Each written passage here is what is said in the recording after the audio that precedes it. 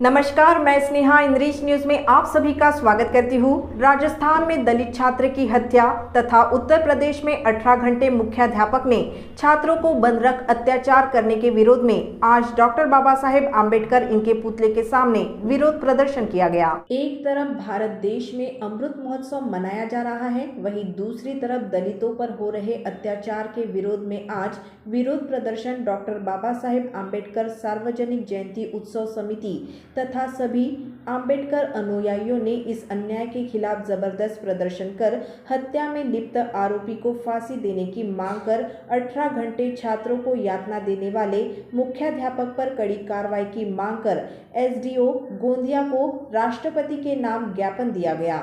इस अवसर पर विलास राउत, अमित भालेराव, दिनेश गेडाम, सतीश बंसोड़, सुशीला भालेराव, मधु बंसोड़, विनीत सहारे, अनिल सुखदेवे, राहुल वाल्दे, विजय रगड़े, श्याम चौरे, जितेंद्र सती, सेवक रोहित वैद्य, हंशु वासनिक, रामचंद्र पाटिल, सतीश पारधी, दीपक देशभ्रतार, प्रवीण बोरकर आदि सैकड़ों प्रमुखता से कार्यकर्ता उपस्थित थे। गोंदिया से सतीश पारधी की रिपोर्ट। अगस्त को जब देश आज़ादी के अमृत महोत्सव की वर्षगांठ मना रहा था, ऐसे में दिल्ली से मीलों दूर राजस्थान में जालोर जिले में सुराना में एक घटना घटित हुई। वह इतनी निर्दयी अमानवीय थी कि एक 9 साल के दलित छात्र को खाली इस बात के लिए मार दिया जाता है क्योंकि उसने एक सवर्ण अध्यापक के पीने के पानी के मटके से पानी ले लिया। इस बात से सवर्ण अध्यापक खफा होकर उस दलित छात्र इंद्र मेघवाल को इतना पीटते हैं कि उसको अपनी जान गंवानी पड़ती है।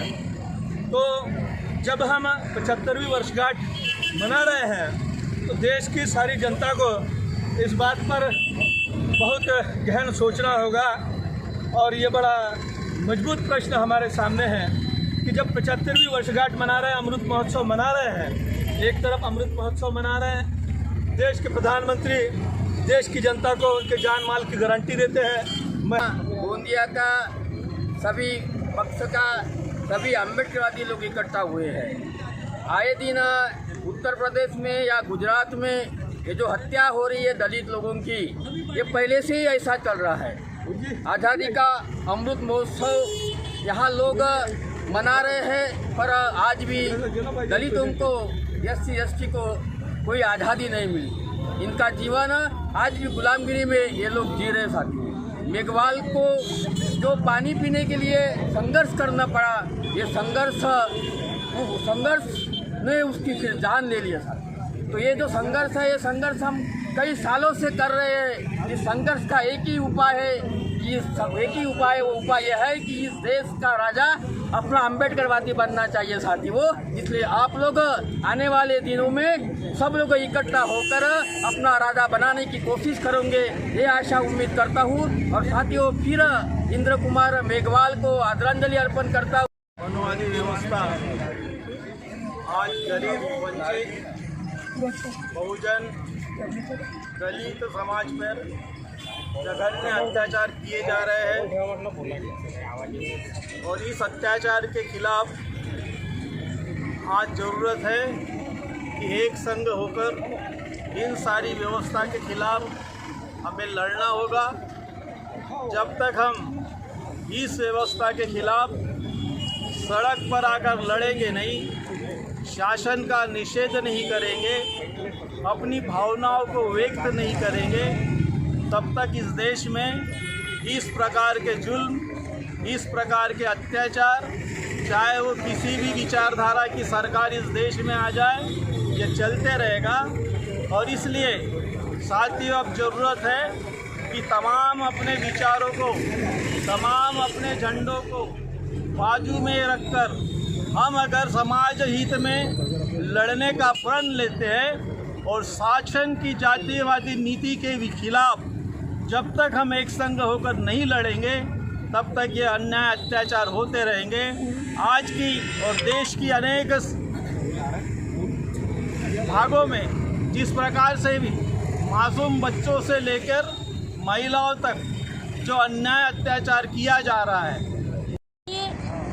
त्या हुकुमशाहीचा पुरजोर विरोध करण्यासाठी आज ही एवढी जी घटना झालेली आहे, एवढी जी निंदनीय घटना झाली आहे, खेदानं म्हणावं लागते की आपला एकही नेता आज बोलणारा नाही आहे आणि हा जो एवढा मोठा समाज आहे ह्या समाजाचा वाली आपल्याला मिळाला नाही असं आपल्याला खेदानं म्हणावं लागते.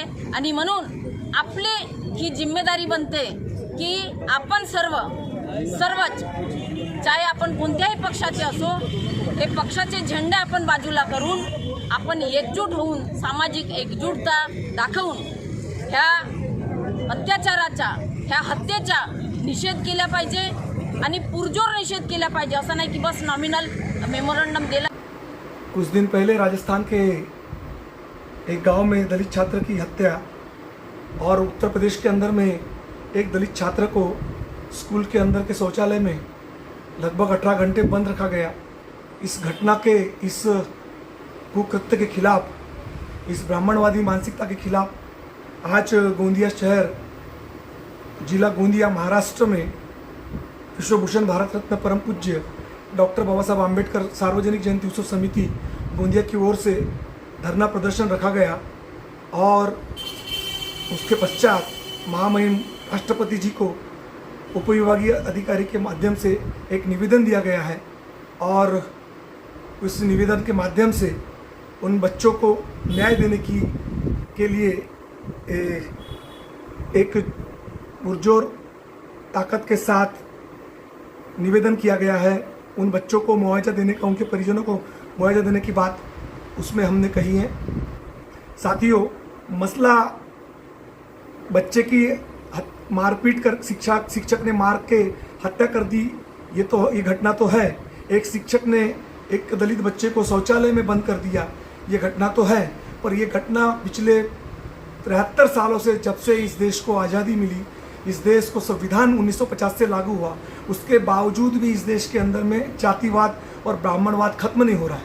इस देश में दो पार्टियों ने इस देश में केंद्र में सत्ता हासिल की, कांग्रेस पार्टी और भाजपा.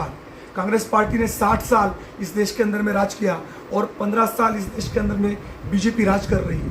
इसके बावजूद भी भारतीय संविधान द्वारा जो जाति निर्मूलन का, भेदभाव निर्मूलन का जो कार्यक्रम दिया गया है, वो कार्यक्रम इन दोनों पार्टियों ने पूरा नहीं किया, क्योंकि ये दोनों पार्टियां मनवादी ताकतों को पालने का काम कर रही है. ऐसा ही लगता है, क्योंकि एट्रोसिटीज कंटिन्यू लगातार इस देश के अंदर में हो रही है. मैं